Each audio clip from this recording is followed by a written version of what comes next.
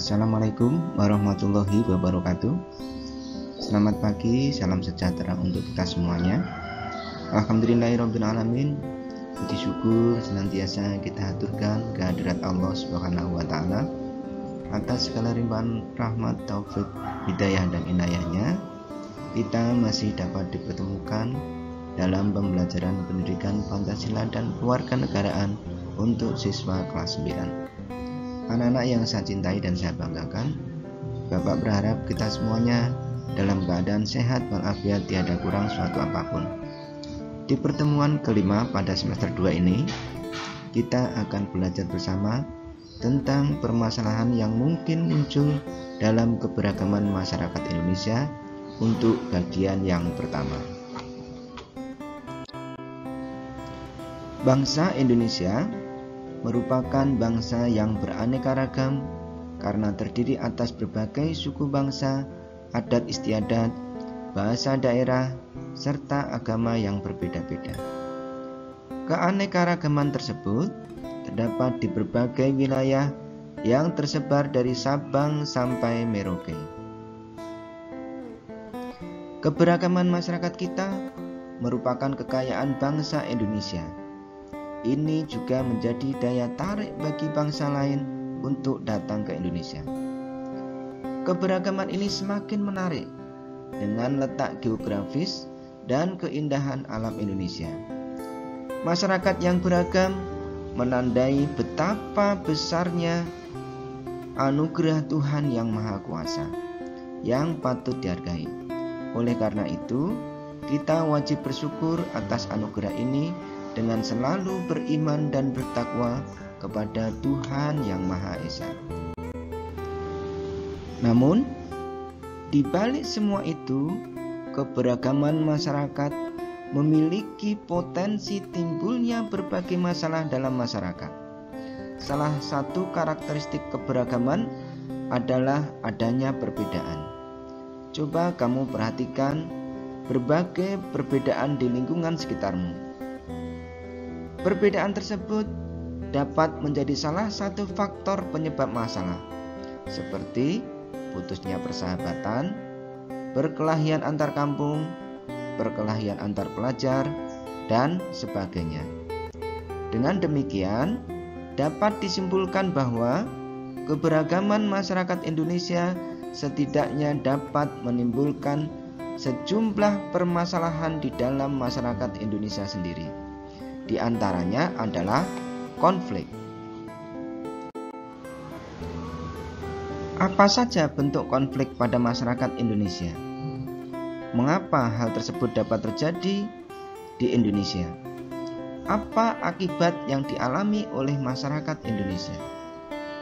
Nah, ketiga pertanyaan tersebut dapat kamu ketahui jawabannya dengan mencermati uraian materi berikut ini.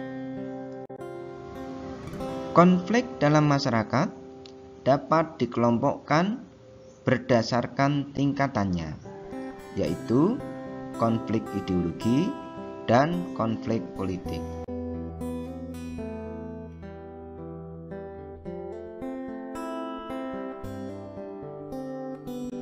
Konflik ideologi terjadi karena perbedaan ideologi dalam masyarakat. Contoh konflik ideologi adalah peristiwa Gerakan 30 September yang dilakukan oleh PKI yang merupakan penolakan bangsa Indonesia terhadap ideologi komunis. Adapun konflik politik merupakan pertentangan yang disebabkan perbedaan kepentingan dalam memperoleh kekuasaan atau merumuskan kebijakan pemerintah.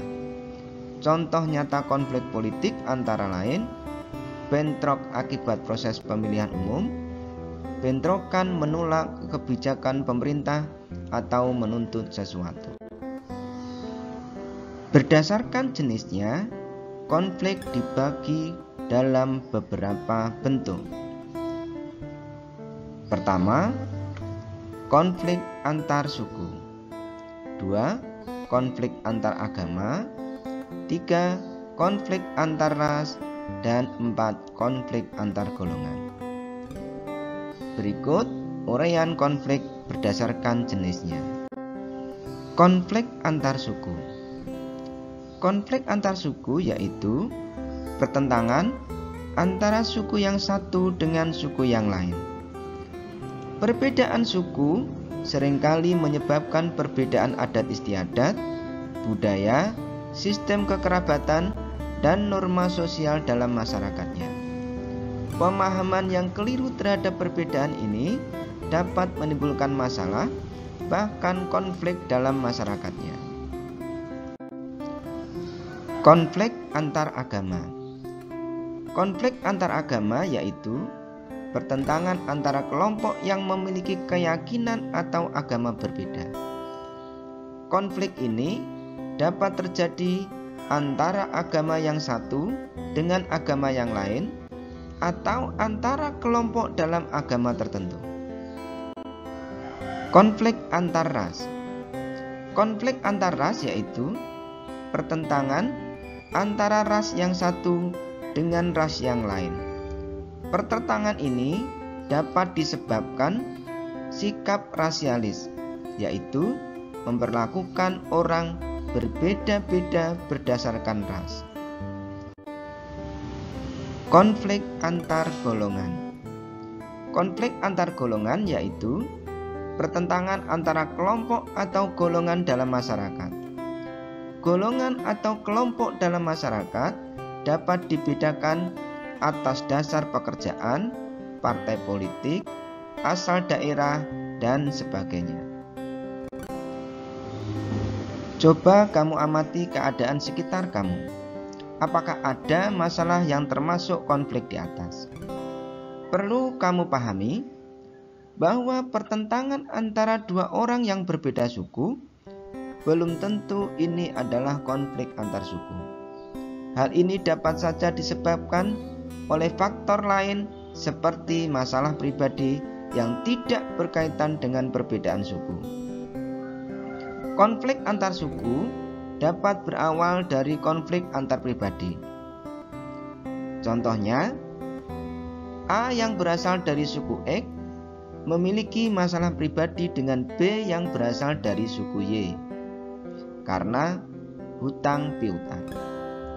Masalah yang bersifat pribadi ini dapat berkembang menjadi konflik antar suku apabila keduanya kemudian saling menghina asal daerah atau suku masing-masing. Konflik antar pribadi ini akan berkembang lebih lanjut apabila masing-masing orang ini meminta bantuan kepada orang lain yang berasal dari suku masing-masing.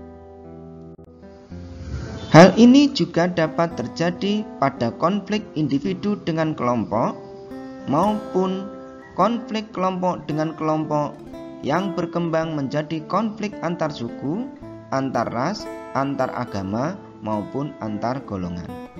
Contohnya, sekelompok pengemudi angkutan umum saling bertentangan dengan kelompok pengemudi lain karena memperebutkan penumpang. Pertentangan ini seolah-olah pertentangan antar suku karena terkadang kelompok pengemudi yang satu sebagian besar berasal dari suku A, sedangkan kelompok lain berasal dari suku B. Oleh karena itu, kita harus berhati-hati dan cermat dalam menelaah suatu masalah. Apakah suatu masalah merupakan masalah atau konflik antar suku, atau sebenarnya merupakan konflik antar pribadi. Nah, demikian anak-anak pembahasan bagian pertama tentang konsep permasalahan yang mungkin muncul dalam keberagaman masyarakat Indonesia. Untuk membahas materi ini lebih lanjut dan lebih mendalam, kita akan kembali bertemu untuk membahas permasalahan yang mungkin muncul dalam keberagaman masyarakat Indonesia pada bagian yang kedua. Mudah-mudahan apa yang Bapak sampaikan ini dapat kalian pahami dan dapat menjadikan hasanah keilmuan bagi kalian sendiri. Kita akan bertemu pada pertemuan yang akan datang.